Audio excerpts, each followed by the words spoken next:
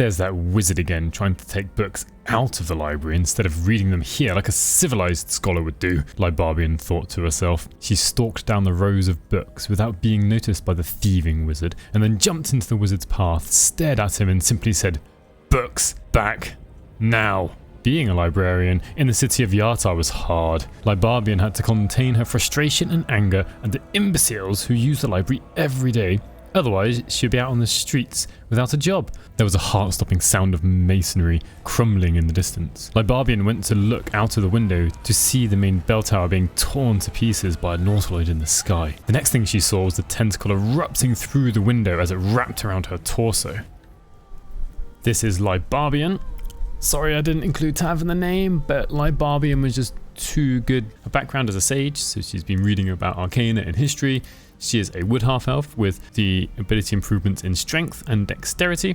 She also gets fleet of foot, so a faster movement speed and proficiency in stealth, as well as charisma +2, dark vision and fey ancestry. Her appearance is head 2, just the standard skin colour and eye colour. I changed her hair colour to black neutral and she has hair 10. Her class is a barbarian, we don't need to make any other choices there. For her skills, I went for nature, the only other possible intelligence skill here, and athletics, because every good barbarian is proficient in athletics, aren't they? And as for her ability points, she's got good physical stats, 16, 14, 14. She spends a lot of time after working at the library, training, and improving her strength and dexterity. And her intelligence is 12, which gives her a slight advantage in these intelligence checks. And, you know, she's got a good memory, she reads a lot of books, which is where her proficiencies come in, and her wisdom and charisma are at 10. At level 2, LiBarbian doesn't really have any choices, we just have to accept it, but she does get danger sense and reckless attack. At level 3, we get to choose our subclass, Berserker or Wildheart. And she's a berserker. She's had way too much of annoying people in the library. She doesn't really sympathize with animals in particular. She just uses violence as both a means and an end. And at level 4, we get the ability score improvement. There's nothing else new for level 4 for barbarians. Now, she could take strength +2. She's not going to. She hasn't trained quite that much. A good choice for barbarians is usually Great Weapon Master, but she isn't a master of great weapons. What she is, you might think Magic Initiate being in the library all day, but no. She is mobile. She is wanting to run after the miscreants that come into the library, those wizards that try to steal the books, and she just wants to catch up with them and give them no chance to get away. While walking around the blighted village, she finds some weapon blueprints. I'll take these instructions as well. Down inside the blacksmiths in the blighted village, you will find a forge. I've already lit the fire. Melting furnace, but we need to add in some extra oxygen in there to get the fire going strong, so we use the blacksmith's bellows, and to that we add, which I've picked up earlier, the Sussur tree bark from down in the Underdark.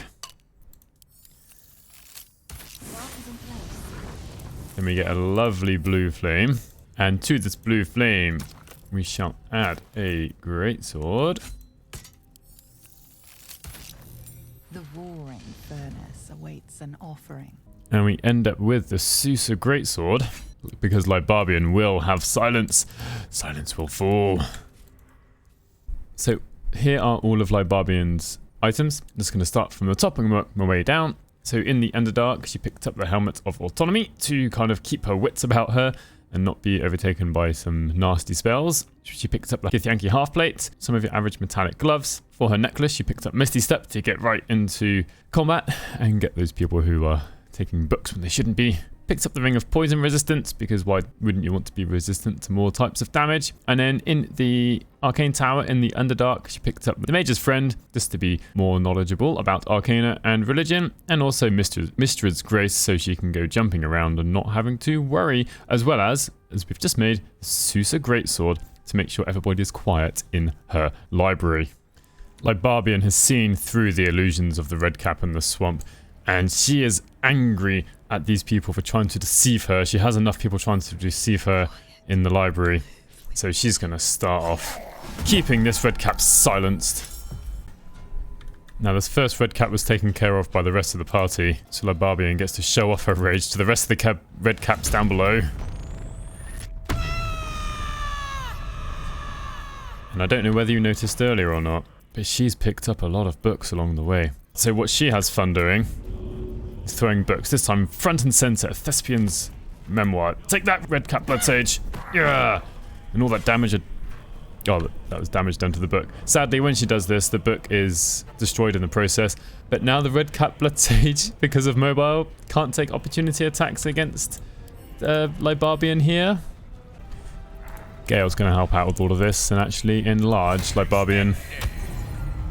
This Redcap is heading towards Gale. LiBarbian's having none of it, so she's going to enrage throw on the origins of Zentarim. Oh no, missed that. She's going to enrage throw the evil eye. Knock him down prone because of the enraged throw, and then go for a reckless attack with this massive greatsword. And making him silence, not that this Redcap can actually cast any spells or anything though. Now she doesn't have to enrage throw or throw books the whole time. She does and can use Frenzied Strike to take out this Redcap and then go after this other Redcap who hit, just want to go back, where's it gone? Who hit Lae'zel for 23 bludgeoning damage, which wasn't very nice. Whoops, missed that. But she can run away without taking an opportunity attack, thankfully. So the Redcap is left here by itself. LiBarbian's had enough of their nonsense. The Hag obviously wouldn't play by the library's rules. This makes LiBarbian angry. So she's going to go for a reckless attack against Auntie Ethel, who is now silenced. And it's her turn next, in fact. And so she wasn't able to do anything there. Now Auntie Ethel's on the ground, knocked over by another fellow Tav here. So there's no need for reckless attack. It doesn't say that when someone's prone here, we don't get the fact that they have advantage on their attack. But I'm going to just attack. And we'll see here that it says attack roll 18, 1d20 advantage, which is coming from the fact that she's prone. So then we can just go for Frenzied Strike. Just get a second attack in. And get a miss. Boo. By rolling a 2 with advantage. Now unfortunately, Auntie Ethel managed to just run away there, but we're going to go and get her. This is it. This is LiBarbian's first turn in the final fight against the Hag, who's already put up her clones, but Gale dealt with that with Magic Missile. Like any good barbarian, we're going to start off with a Frenzy. Now we're not going to be able to reach our friend Auntie Ethel over there this turn. So we're going to throw another book. Traveller's Guide to Baldur's Gate. Take that. Wasn't very likely to hit, to be fair. There's only 30% chance. The Hag thinks she's pulled some sort of trickery here, but LiBarbian's easily able to keep track with Traveller's Guide to the Sword Coast Volume 9, Inns and Guest Houses. Yeah, clever clogs. Take that. And so she gets to throw another book. Follows Guides to Spirits and Spectres. Yeah, take that. Once again, Gale is going to help out LiBarbian here. He knows just how upset she is. So now she dwarves the Hag. Oh, she doesn't. She stands toe to toe with the Hag. Just going good old reckless attack. Making the Hag silenced, hopefully meaning she can't do any naughty things. 2 big strikes there. Now the Hag just made fun of Gale, and LiBarbian is having absolutely none of it. Just because he's a wizard doesn't mean you should make fun of him. So we're going with 2 attacks which are gonna miss. Oh dear. It's okay. Gale can get his own back. There we are. So let me know what you think of LiBarbian. Do you like this enraged librarian? I'm gonna pick up the books she threw around, try and see if she can fix them. What items would you give her? Do you like the fact that she's got the Sussur Greatswords? And what would you pick at level 4? I picked mobile, just so she can get around the place more easily, but there were definitely other choices to be made. So thank you very much for watching. If you made it this far, please do consider subscribing, and hopefully I'll see you in the next one.